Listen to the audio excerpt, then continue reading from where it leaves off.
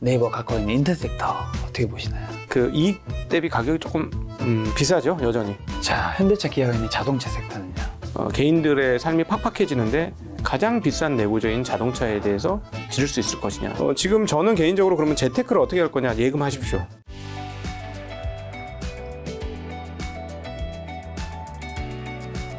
자, 지금 지금 말씀해 주신 거 정리하면 경기가 안 좋다.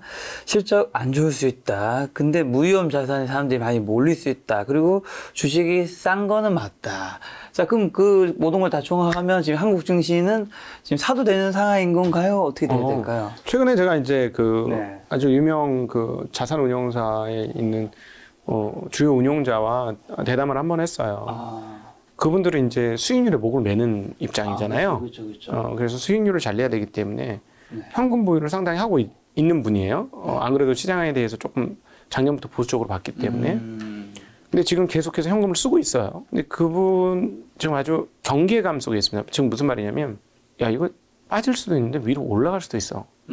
그래서 일컬어 다운사이드 리스크도 있는데 업사이드 리스크도 있어. 왜냐하면 여기서 주가가 올라갈 때 주식을 못 잡으면 그것도 리스크죠. 그런 분들은 수익률을 커버리지를 못하기 때문에 큰일 나는 거거든요. 네네. 빠질 때 빠졌는데 오를 때 못 올라? 아, 이건 운용자들한테는 진짜 지옥이에요. 재앙입니다, 이거는. 그러니까 그런 리스크를 굉장히 많이 느끼기 시작했어요. 그래서 하시라도 분위기가 잡혔다고 생각하면 주식 보유 비중을 급하게 늘릴 생각을 하고 있다. 이렇게 얘기를 하고 있거든요. 저는 이게 딱 지금 현재 상황에서 맞는 얘기인 것 같습니다. 네. 그러면서 이거는 전문 투자자들 얘기고 개인 투자자들은 이거지. 개인 투자자들은 야, 이거 잘 모르겠는데 미지에 뭐가 터질 것 같긴 한데 남은 것 같긴 한데 근데 너무 싼 것도 맞고 그것도 그래서 더 맞고. 빠져도 뭐 1900, 2000 얘기하는 사람이 있는데 그건 사실 지금이 많이 빠졌으니까 여기서 10%밖에 안 되고 올라가면 그래도 뭐 좀 열려있지 않냐라는 생각도 하신 분도 있고 10%는 너무 작게 보시는 거고 개별 주식을 사실 때는 한 30%는 공간을 열어놓고 보시면 돼요. 지수로 아니 수익률로 네네네. 수익률 30% 마이너스는 각오하셔야 돼요. 그렇죠. 개별 종목은 30%는 저 순식간에 20-30% 날아가던데요. 그렇죠. 네. 순식간에 진짜 하루에도 10%씩 날아가는 경우가 있으니까. 그러니까 30% 정도의 하방을 견딜 수 있다면 개인은 투자할 수 있는 상황이다라는 거죠. 왜냐하면 위로는 2배 올라갈 수 있는 주식이 많거든요. 지금 많아요, 진짜로. 너무 많기 때문에 개인들은 오히려 기관 투자자나 전문 투자자나 업자들에 비해서 되게 유리한 환경일 수도 있다. 그런 리스크를 좀 감내할 수 있다면. 근데 사실은 무슨 일이 어떻게 전쟁이 날지, 핵전쟁이 날지, 모르죠. 대만을 침공할지 모르잖아요. 안 일어날 수도 있고 일어날 수도 있고. 근데 그 모르는 거예요. 우리 투자자들은 그렇게 계산되지 않고 계산되지 않는 것까지 계산해서 투자한다는 건 좀 말이 안 되는 것 같아요. 그래서 밑으로 떨어질 거라고 예측하거나 위로 올라갈 거라고 너무 예측할 필요는 별로 없다. 실전 투자를 해보면 그건 별로 도움이 안 되더라. 자기 계좌 수익률을 올리는데 별로 도움이 안 되더라. 오히려 내가 여기서 포지션 구축을 할 때 내가 이런 기업들은 내 판단에는 분명히 향후에 좋아지면 제자리를 찾을 수 있는 기업인데 지금 분위기가 안 좋아서 분위기에 휩쓸려서 좀 빠질 수는 있는 것 같은데 한 1, 2년 안에는 내가 분명히 되찾을 것 같다. 이런 기업들이 눈에 보이신다면 개인 투자자들은 기관이나 일반 전문 투자자보다 공간이 훨씬 활동할 수 있는 공간이 훨씬 더 많이 열려 있다. 이거는 분명히 말씀드릴 수 있을 것 같아요. 자, 1, 2년에 올라간다. 그 다음에 위로 2배 있는 종목들이 있을 수 있다 하셨는데 그런 종목들은 좀 힌트라도 좀 어디 쪽에 이제 영역이 조금 있을까요? IT가 굉장히 많이 빠졌습니다. 그 1년 사이에. 그래서 그동안엔 IT를 가격이 비싸서 잘 안 봤는데요. 근데 IT라고 하면 워낙 넓으니까 좀 더 구체적으로. 반도체. 반도체 관련 기업들. 얘네들이 정말 다 반토막 났더라고요. 다. 고점 대비는 반토막 더 난 것도 있고. 반토막이 다 났어요. 그런데 이제 기업 실적 잘 나오고 있고. 그 다음에 예를 들자면 설비 증설하는 애들이 있거든요. 아니, 경기가 나쁜데 어떻게 설비 증설을 하냐고. 그쵸? 근데 큰 회사들이 설비 증설을 하거나 오래된 업력을 가진 애들이 설비 증설을 할 때는 망하려고 설비 증설하는 거 아닙니다. 그쵸. 시장을 보고 설비 증설하는 거예요. 그런 기업들은 좀 잘 보셨으면 좋겠어요. 그런 기업들 중에 주가 많이 빠진 기업들은 설비 증설하는데 그런 쪽. 그런 거 이제 구조적으로 반도체도 구조적인 변화들이 있죠. 미세화 공정의 어려움으로 인해서 칩넷 구조, 빅 리들 구조, 이런 구조적 변화가 있어요. 그러니까 코어를 8개, 16개 다는 거는 요만큼만 만들고 코어 들 쓰는 거를 옆에 붙이는 거예요. 붙여. 옛날엔 원칩, 원킬, 칩 하나에 다. 근데 그 칩 만들기가 너무 어려워졌어요. 미세 공정으로. 돈도 너무 많이 들어. 그럴 거면 이렇게 핵심 칩은 이렇게 좀 작게 만들고 그 다른 부수적인 칩을 좀 붙이자. 그러니까 돈이 훨씬 적게 드네. 이거 공정도 쉽고 예를 들어서 3나노에서 만든 거와 7나노에서 만든 걸 같이 붙여버리는 거예요. 칩나노 뭐 그런 TSMC나 뭐 삼성전자 칩나노는 레거시 공정이라고 표현해서 너무 익숙한 공정이기 때문에 가격 안 들이고 또 잘 만들 수 있거든요. 그러면 3나노는 돈이 많이 들지만 7나노는 돈이 덜 들어. 이 두 개를 붙이는 거야. 그래서 그냥 칩을 하나처럼 세팅을 해가지고 만드는 거죠. 그러려면 밑에 판이 필요하죠. 근데 그동안에는 원칩 원킬이었습니다. 그래서 PCB 업체들이 투자를 전혀 안 했어요. 근데 갑자기 원칩이 원킬이 아니라 다칩 원킬로 가는 거지. 쉽게 얘기하면. 그러니까 판때기 필요한 거예요. 그 위에다. 쟁반이 필요해요. 쟁반이. 그래서 작년, 재작년에 FCBGA라는 걸 만드는 기판 업체들의 설비 증설이 1번 신교, 이비덴, 한국에는 S모 회사, 엘모 회사 하고 중소형사까지 해서 엄청난 설비 증설이 있었습니다. 왜냐하면 칩 회사들이 빨리빨리 줘. 이렇게 되는 거죠. 그러니까 이런 회사들도 주가가 반토막이 났어요. 예. 그러니까 이런 회사들도 그렇고 칩 회사들 그렇고 장비 회사들 소재 저것도 있어요. 장비 회사들 중에 장비 소재 회사들 중에 미국에서부터 수입을 못하면 중국 애들은 누구한테 물건을 살 거냐? 우리나라. 그렇죠. 살 수 있는 거는 팔 수 있는 애들은 네 그렇게 하겠죠. 그리고 결제 조건도 좋아지겠죠. 중국 애들 결제 조건 들어왔거든요. 근데 그 결제 조건이 좋아지더라고요. 급한 거예요. 이런 매출은 계속적으로 또 있을 수도 있고 이런 구조적 변화로 인해서 뭐 패키징 업체나 이런 애들은 되게 좋아질 수 있으니 이런 거에 대해서는 주가가 반토막 났으니 관심을 가져보는 것도 나쁘지 않다. 라고 보여지고 저 여기 와서 싸다고 말씀드렸던 것 중에 지금 너덜너덜해진 업종이 지금 가장 안 좋은 업종이죠. PF 관련해서 증권, 건설 이쪽 최악이죠. 최악. 세상은 돌고 도는 거예요. 지금 최악인데 여기서 살아남은 업체들은 향후에 또 어떻게 될까 한번 고민을 해보셔야 될 것 같아요. 지금 최악입니다. 그중에 망하는 기업이 나올 수도 있어요. 그러니까 주가가 하루에 빠지면 5%씩 빠져요. 근데 제가 알고 있기로는 뭐 몇몇 회사들 빼고는 건설은 약간 대형 회사가 위험하고 증권은 소형 회사가 위험한데 소형이라고 다 위험한 건 또 아니거든요. PF가 없으면 하나도 안 위험한 거죠, 뭘. 그러니까 PF가 많은 소형사들은 조금 문제가 될 수 있으나 그러나 그런 애들만 잘 피하면 또 기회가 올 수도 있다, 뒤집어서. 그것도 한번 고민해봐야 되고. 근데 시계를 조금 길게 가지고 가실 필요는 있습니다. 네. IT, 증권, 건설. 굉장히 싸고 오를 때 크게 오를 수 있다. 그렇죠. 지금 그렇고 그것뿐만 아니고 지금 뭐 싼 주식은 널려 있죠. 널려 있어요. 음식료 정도만 최근에 오히려 음식료, 통신 이런 데가 안 싸게 보인다니까요. 다른 애들이 너무 빠져서 옛날에 항상 이게 쌌거든요. 그렇죠. 은행도 지금 은행도 싸죠. 은행도 싸고 싼 주식들이 이제는 이렇게 말할 수 있다. 물방고기만. 그건 맞아요. 아니 이게 주가 더 떨어지더라도 물방고기가 아니냐? 아니다. 그건 맞다. 물방고기는 맞다. 주가 떨어지더라도. 물방고기만 얘기하니까 여쭤보고 싶은 게 이게 이제 증시 시장이 2020년과 지금이 굉장히 다르잖아요. 근데 우리나라 개인 투자자들이 굉장히 많이 들어온 시점은 2020년일 거란 말이죠. 그렇죠. 종합개미운동이나 키워드가 만들어진 것만큼. 그러면 이제 그 사이에 계셨던 분들은 그때의 그분들과 지금의 그분들이 지식 수준은 당연히 조금 더 높아졌겠죠. 무조건. 근데 이제 내가 공부하는 종목과 시장과 지식 수준, 경제 지식도 높아졌는데 지금의 수익률은 그때보다는 무조건 안 좋을 거란 말이죠. 처참하죠. 이런 거 보면 참 이 증시, 주식이라는 게 들어온 시점이라 해야 될까요? 이 운이라고 해야 되나? 이런 게 참 중요한 게 아닌가. 예를 들면 들어온 시점에 내가 증시 상승기를 몇 년 동안 맞이한 시점에 들어오신 분들은 뭐 돈을 좀 벌고 뒤에 하락을 좀 맞이해도 견디고 해서 하는데 예를 들어 딱 들어온 시점에 이렇게 하락을 쭉 내리맞이 예를 들면 3,300에 딱 맞으신 분들은 지금 이제 2,000원까지 왔으면 여기서 이제 떠나신 분도 꽤 있을 거고 조금만 반등해도 털고 이제 안 돌아와. 그렇죠. 갑자기 그런 생각이 좀 드네요. 그럼요. 그래서 뭐 운용을 많이 한 사람도 상승장에 들어온 사람이냐 하락장에 들어오는 사람이냐에 따라 성향이 틀려져요. 진짜요? 그럼요. 시작하자마자 하락 맞아본 사람들은 좀 보수적이 되고, 뭐 2020년장 뭐 저기 IT 버블장 뭐 이런 거 만든 사람은 아주 공격적이 되고, 언젠가 한번 터진다. 이거 뭐 인생 한 방이지 뭐 이럴 수도 있는 거고, 성향이 진짜 그렇게 되기도 하고요. 근데 이제 그 투자 자체를 전 쉽게 하자는 주의긴 하지만 투자 자체가 쉽진 않아요. 그리고 인간 본성하고의 싸움이잖아요. 그러니까는 저는 이런 생각입니다. 두세 사이클은 맛을 봐야 되지 않겠니? 이런 생각이에요. 그 두세 사이클, 그러니까 오른 사이클 아니고 오르락 내리락 하는 이 한 사이클, 이걸 한 사이클로 했을 때 두세 사이클 맛을 봐야 내가 제대로 이거를 이해할 수 있지 않을까 싶습니다. 그래서 수업료 낸 건 냈다 치고 제일 나쁜 건 이거죠. 고점에 들어가서 저점에 팔고 나가는 거예요. 저점에 팔고 나갈 거면 그냥 한 사이클 그냥 다 보세요. 대신에 문제가 뭐냐면 조급해지면 안 돼요. 조급해지면 어떻게 빨리 회복하고 싶으니까 막 여기서 애를 쓰고 저기서 애를 쓰고 하면 이렇게 하락장에서 아무리 애써도 계속 깨져나가는 것밖에 없는 거죠. 오히려 좋은 주식 진득하게 버티고 기다리는 게 나을 수도 있어요. 저는 실제로 한 100% 가까이 수익이 났던 게 지금 본전 주식이 있어.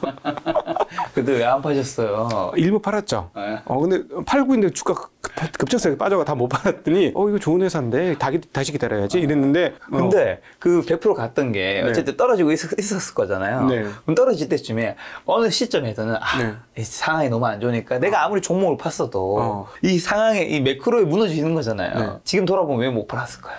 회사가 점점 좋아지고 있어. 회사 잘해. 회사가 점점 좋아져. 잘하네. 내가 예상했던 것보다 더 잘하네, 회사가. 네네. 근데 주가는 하염없이 계속 빠지고 있어요, 지금. 아니, 그러면 회사가 점점 좋아지고 있으면 매크로가 이래도 그냥 들고 있어야 돼요, 개인 투자자. 어떻게 생각하세요? 저는 기술이 기술이 없어. 제가 주식을 못해서요. 기술이 떨어지는 사람이나 차트적인 게 소위 말하는 우리 전문용어로 매사기, 트레이딩 능력 이런 게 없어요. 이런 게 없으니까 그냥 몸빵하고 몸으로 다 송두리치 다 맞았는데 근데 저건 있어요. 대신에 내 능력은 뭐냐면 난 너희들보다 훨씬 잘 기다릴 수 있거든. 다음 사이클까지 난 기다릴 거야. 이런 게 이제 저한테는 이제 맷집은 있어요. 그지 같은 맷집인 거지. 온몸을 다 맞아가면서 굳이. 이럴 필요가 없어요. 사실은 딱 팔고 차 했는데 주변에 있는 많은 저하고 이제 투자를 하는 사람들조차도 인정한 대목이 넌 정말 매매를 못하는구나. 근데 이렇게 매매를 못해도 살아남아요. 살아남을 수 있어요. 왜냐면 난 다음 사이클까지 기다릴 수 있거든. 요즘 어떤 생각이냐면 이렇게 된 거 뭐 더 사야 되겠다. 회사 진짜 좋아졌는데? 계속 다시 전화하고 회사한테 이거 제가 봤는데 이거 좋아진 거 맞아요? 그러면은 오케이 더 사지 뭐. 이렇게 이제 태도를 다시 바꾸는 거겠죠. 두세 사이클 얘기하시니까 보통 연애할 때도 계절은 다 겪어봐야 된다. 또 해외 여행은 이런 건 한 번쯤 갔다 봐야 된다. 그게 생각이 나네요. 자, 그러면 지금 이제 워낙 이제 싸졌으니까 이제 뭘 담아도 물반 고기반 얘기해 주셨는데 그럼에도 불구하고 지금 사지 말아야 되는 아니면 지금이라도 뭔가 팔아야 되는 종목도 있을 수 있는 거잖아요. 모든 종목이 지금 사도 되는 건 아닐 거라고 말이죠. 당연하죠. 금리가 높아졌잖아요. 그게 굉장히 큰 위험이니까 부채 많은데 아까도 말씀드렸지만 그 이자 보상 배율이라고 표현하는 그게 있어요. 뭐냐면은 내가 이제 돈을 빌려가지고 1년에 이자 돈으로 100억이 나가는데 100억을 못 벌어. 이거 안 되지. 큰일 났네, 이거. 꽤 있어요. 꽤 있습니다. 그거 어떻게 확인하죠? 재무제표 보면은 금융 비용이라는 게 보이는데 영업이익보다 이게 그다음에 조금 한 단계 더 들어가면 현금 흐름을 보긴 해야 되거든요. 근데 어쨌든 그것까지는 힘드시더라도 영업 이익이 이게 이거하고 이제 비등비등하면 이제 다른 것들을 막 살펴보셔야 돼요. 이거 문제가 있을 수 있다. 문제가 있을 수 있고 그다음에 채권 많이 발행한 기업들. 채권, 특별히 전환사채라든가 이런 거 있잖아요. 전환사채, 신주인수권, 사채, 이런 것들을 발행을 많이 하는 회사들은 올라올 때 요번에 이제 주가 떨어지면서 계속 소위 말하는 가격 재조정. 그러니까 주가가 떨어지면 재조정을 3번 정도 하거든요. 원래 가격의 70%까지. 그러면 얘네들이 물량이 늘어나요. 30% 이상 물량이 늘어난 거예요. 그러면 얘네들 주가가 올라오면 이게 계속 물량으로 나오거든요. 그럼 계속 오버행이라고 하죠. 물량이 뻥뻥 터지니까 그런 주식들도 좀 조심할 필요가 있다. 그거는 주석 딱 보시면 나와요. 주석 보시는 방법 알려드릴게요. 우리나라 그 나트가 너무너무 잘 돼 있어요. 진짜 세계에서 최고라는 표현을 할 정도로 잘 돼 있어요. 근데 거기서 재무제표를 보기 힘드시면 재무제표는 간단하게 그 요약본을 보셔도 되는데 주석은 꼭 보세요. 주석을 보시면 글자 많은 거 보지 말고 표가 이렇게 중간중간에 계속 나와 있어요. 그 표를 보시면 그 중간에 전환사채라든가 신주인수산채라든가 그런 중요한 상황들이 다 표로 정리되어 있습니다. 그걸 보시면 그 회사가 상황이 어떤지에 대해서 알 수 있어요. 그건 어렵지 않아요. 진짜 재무제표 무섭게 생각하지 말고 이거 진짜 쉽거든요. 이거는 이 정도는 보셔서 일단 내가 사고 있는 기업부터 한번 보시죠. 내가 갖고 있는 기업인데 내부로 한번 살펴는 보셔야죠. 그래서 그런 것들이 많으면 이거 좀 문제가 되겠다라는 생각을 좀 하실 필요가 있지 않을까? 지금 부채 많은 이야기 해주셔서 요즘 신흥국 위기설 이야기도 좀 많이 들리죠. 신흥국은 문제가 많이 있을 수 있고 그럼에도 불구하고 신흥국에서 한국까지 위기가 전이되려면 앞단에 한 100개는 자빠져야 되지 않을까요? 근데 이제 문제는 자빠지면 훅 자빠지는 속도가 빠르니까 우리가 항상 경험했죠. 그게 문제긴 한데 한국을 그런 신흥국으로 한국이 분류하시면 안 됩니다. 신흥국은 아니죠. 선진국이에요. 그렇죠. 네, 선진국입니다. 그래서 그 한국을 그렇게 분류하시는 거는 좀 맞지 않으니까 그런 위기는 이제 계속해서 발생할 수 있으나 그게 이제 한국에 바로 문제가 되는 거는라고 볼기는 좀 어렵다라고 보시면 될 것 같아요. 지금 한국은 오히려 지금 중국하고 일본 때문에 문제죠. 아, 이놈들이 그냥 환율이 약세되니까 우리 중간에 끼어서 계속 약세가 되니까. 환율 언제쯤 꺾일까요? 지금 1,500원 뭐 돌파한다는 얘기도 있고 이번에는 진짜로. 일단 그 이론적으로는 미국이 금리를 더 이상 안 올리는데 카운터 파트너인 다른 애들이 금리를 올리는 그 시점이죠. 즉 유로는 앞으로도 금리를 계속 올려야 되잖아요. 올린 게 하나도 없으니까. 그러면 이제 올해 연말 끝나고 나면은 미국은 금리를 못 올릴 거고 유럽은 이제 올리기 막 시작한 거니까. 그리고 인플레이션 보셨죠? 생산자 물가지수 20%, 소비자 물가지수 10%. 미쳤어요. 근데 이것도 이제 잠깐 사이드로 얘기하면 이렇게 물가가 많이 오른 것 중에 하나는 지금 가스값이잖아요. 유로 값가 지금 3분의 1 토막 났습니다. 2달 만에. 350유로까지 갔었거든요. 지금 99유로예요. 깜짝 놀랐어요. 그냥 폭포수처럼 떨어졌습니다. 지금. 자, 그렇다면 이거는 이제 무슨 얘기냐면 10월달 중순 이후에 유로존의 인플레이션율이 상당폭 떨어질 가능성이 높아졌다. 중요한 포인트가 하나 떨어졌으니까 그건 그렇게 하고 다시 이제 유럽으로 넘어와서 인플레이션이나 이런 거 여전히 높기 때문에 얘네들 금리를 올려야 되는 상황이고 그 사이에 미국은 금리를 못 올리는데 유럽이 올리면 금리 격차가 줄어들면서 달러 가치 강세가 조금 꺾일 가능성이 있다. 근데 지금 되게 특수한 케이스는 일본에 대한 환투기 세력들의 공격이 시작되었다. 이걸 어떻게 할 거냐. 네, 이게 문제죠. 네. 이게 쉽게 해결이 안 되면 지난 1년간 보아오셨습니다만 한국 원화는 원화 자체로 움직이는 게 아니라 주변국 통화하고 같이 페어로 움직여요.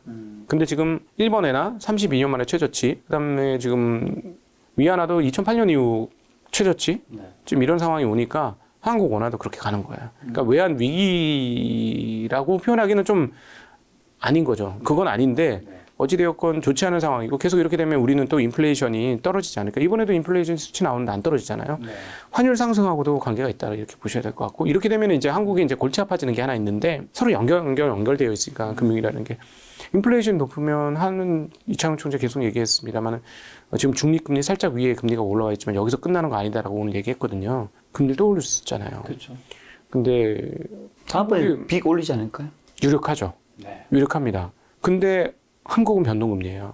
미국은 변동금리 아니고 한국이 받는 축이 더 커요. 네, 조금 문제가 되죠. 한국 경기도 조금 이제 걱정이 되는 상황들로 이제 갑니다. 여기서 50bp를 더 올리면은 3.5%가 되는 건데 그러면은 대출금리가 7% 8% 이렇게 되는 거잖아요. 조금 문제죠. 감당 안 되는 분들, 특히 부동산 쪽에서는 그렇죠. 갭 투자 많이 하신 분들 제가 연초부터 갭 투자 하신 분들 조심하세요. 금리 올라갑니다. 이런 얘기는 계속 했었는데 네, 이제 진짜 그게 오는 거죠. 근데 지원장님이 그 주식시장이든 부동산 시장이든 금융시장에서 금리가 제일 중요하다고 하셨잖아요. 네. 그리고 사실 지금 세계가 이런 걸 마중 한 것도 금리 때문이잖아요. 그럼요. 근데 예를 들면 뭐 작년 말까지만 해도 괜찮다 뭐 이런 이야기 굉장히 좀 많았단 말이죠. 올라갈 수 있다 그래도. 왜? 그 왜 그랬을까요? 금리 이렇게 올릴 거라고 상상한 사람 없었다. 너무 가팔랐기 때문에. 많이 올렸어요. 가파르기도 가파르고 너무 많이 올렸어요. 지금 이거 감당하기 힘든 금리예요. 2.75% 예상했었습니다. 석 달, 6월 전에 4월인가에 개박살 난 거죠. 그렇죠. 예상이 완전히 틀린 거예요. 그리고 연준도 그렇게 얘기했단 말이에요. 그렇죠. 일시적이다 뭐. 그렇죠. 근데 전쟁도 났고 연준도 이제 예상하지 못한 일이 벌어졌고 그러다 보니까 누가 4.5%를 생각을 했겠습니까? 4.75%를. 그러니까 지금 이 상황이 오니까 이렇게 된 건데 지금은 누가 봐도 명백하게 절대금리 자체가 많이 높은 편이에요. 이제 이번에 11월 2일 날 FOMC 끝나고 나면 그리고 연말 금리까지 감안을 해본다면 금리 자체가 높은 상황입니다. 이걸 과연 어떻게 버텨낼 수 있을까? 이거는 미국 놈들이 문제인 거지 사실은. 왜 그러냐. 실업률 3.5가 나오잖아요. 그러니까. 얘네가 금리를 만약에 4% 올렸는데 실업률이 4% 넘어갔다. 그럼 주식시장 반등할 수 있어요. 오히려. 왜 금리 못 올리거든. 그럼 못 올립니다, 얘들. 근데 실업률이 높아져야지 금리 좀 낮출 수 있다면서. 실업률을 4.4%까지 보고 간다라는 얘기를 이미 그 옛날 연은 총재가 했어요. 그래서 지금 왜 이 난리 법석이 나왔냐? 미국의 경기가 너무 좋아. 돈을 확실히 많이 풀었어. 가처분 속도 많아. 경기 좋다고 그 다음에 트럼프 때 이민도 막았어. 서비스업에 구인난이야. 그러니까 직장도 많아. 돈도 많이 줘야 돼. 잘 돌아가. 그러니까 금리를 올려야죠.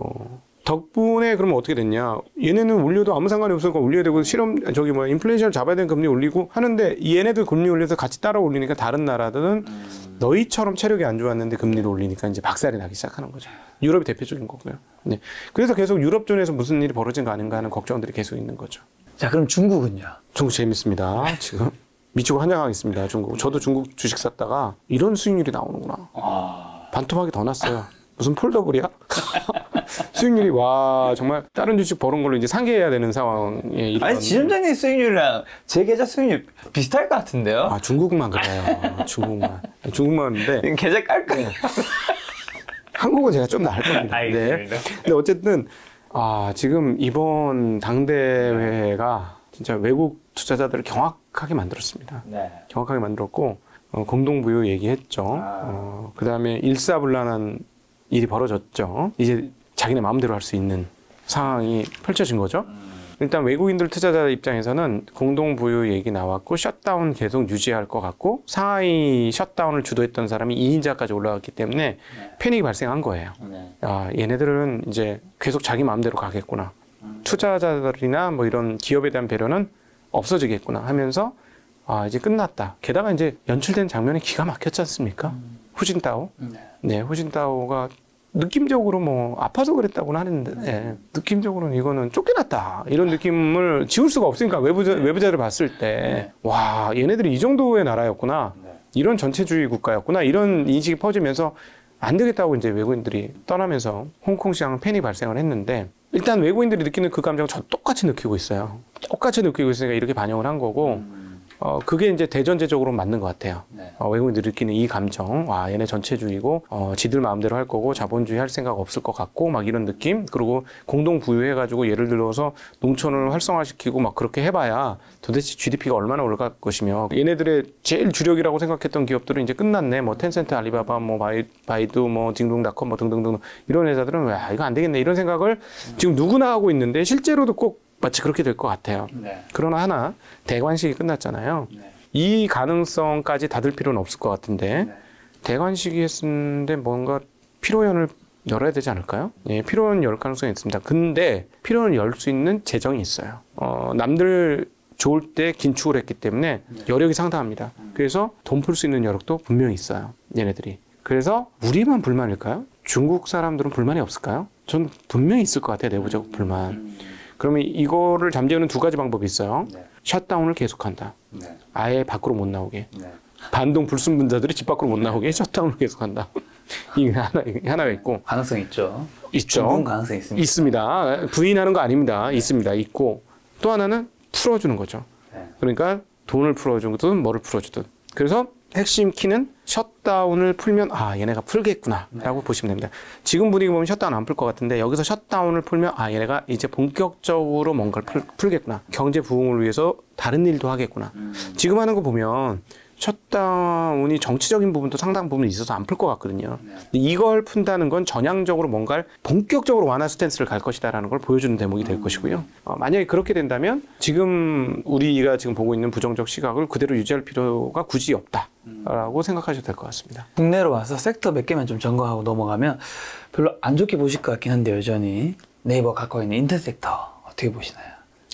표정이 안 좋으신데. 아직 이제 그 이익 대비 가격이 조금 비싸죠, 여전히. 네. 이익 대비 가격이 여전히 좀 비싸고.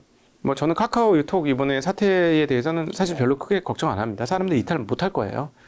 제가 계속해서 관찰을 해왔는데 저는 다른 걸 쓰고 싶거든요. 자꾸 사람들 불러요. 안 와, 아무도. 안 와. 이게 같이 네트워크로 하는 서비스니까. 아무도 안 와. 난 이게 더 좋은데 왜 이거 안 써? 내가 혼자서 할 수는 없으니까. 그렇죠. 바로 그거죠. 혼자서 할 수 없으니까. 언어도 무인도가 필요 없는 거니까. 예, 그렇기 때문에 이 시스템은 무너지지 않고 유지가 될 걸로 보여지는데 결국 주가라는 거는 결국 장기적인 측면에서 보면 기업의 성장과 이익과 금리의 결합체로 나오는 거잖아요. 그런 측면에서는 카카오는 지금 상당히 좀 불리한 측면에 있다라는 거고, 그다음에 네이버도 영업도 잘하고 회사도 너무 좋아요. 단 하나 그냥 이익 대비 주가가 그렇게 썩 싸 보이진 않으니 지금처럼 싼 게 부지기수이면 약간 여리적인 상황은 있으되 뭐 시장하고 같이 가는 종목들이니까 시장 반등이 나온다면 시장하고 같이 가겠죠. 자, 현대차, 기아가 있는 자동차 섹터는요? 제가 여기 나와서 좀 부정적이라고 말씀드리지 않았나요, 지난번에? 한번 얘기했던 거예요. 예, 부정적이 그 전에는 좋게 봤는데 올해 6월 달부터는 접었다라는 말씀드렸는데 여전합니다. 왜냐하면 금리가 이렇게 올라가고 개인들의 삶이 팍팍해지는데 가장 비싼 내구재인 자동차에 대해서 지를 수 있을 것이냐 하는 좀 의구심이 조금 있습니다. 그런데 내연기관 중에서 골라보라면 전 세계적인 탑백은 현대기아차가 맞는 것 같아요. 전 세계 내연기관 자동차 중에서 골라보라면 아주 잘하고 있고 전기차로의 전환도 빠르고 남들보다 그래서 잘하고는 있어요. 예, 그리고 비싸지도 않습니다. 실적이나 이런 것도 이번에 실적으로 봐도 그렇고 세타 문제가 있었음에도 불구하고 잘 가고 있어요. 그런데 아주 비싼 내구재인 자동차에 대해서 흔쾌할 수 없다. 그게 이제 여전히 이거는 뭐 그렇게 급할 게 없다라는 입장입니다. 자, 삼성바이오, 셀트리온, 이제 바이오 섹터만 한번. 바이오 오래 쉬어서 이건 본질 가치하고 상관없이 시장에 갈 게 없어요. 당장에. 물론 싸서 반등하는 거는 가능한데 시장을 주도할 섹터가 지금 반도체까지 가려면 시간 조금 더 있어야 될 것 같으니 없어 보이니 그럼에도 불구하고 돈 벌고 싶은 세력들은 있거든요. 네, 바이오 그다음에 제약 이런 쪽 섹터 오래 쉬었었잖아요. 시장의 투기적인 흐름들은 언제든지 갈 수 있는 공간이 열리지 않는가? 그 영역은? 예.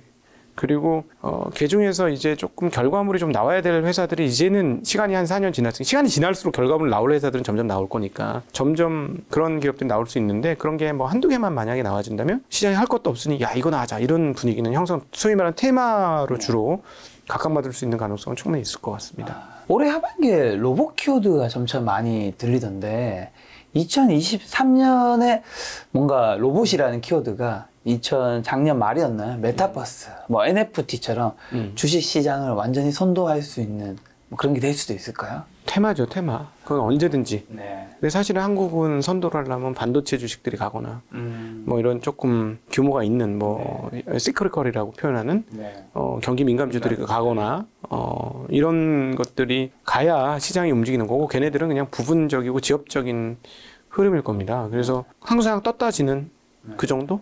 예, 왜냐면, 그때 메타버스 때도 제가 왔었나요? 되게 부정적으로 얘기하지 않았을까요? 전 그런 건 되게 부정적으로 얘기했을 그랬을 것 같아요. 저는 메타버스 세상이 바뀌는 줄 알았어요. 세상에 아바타가 되나?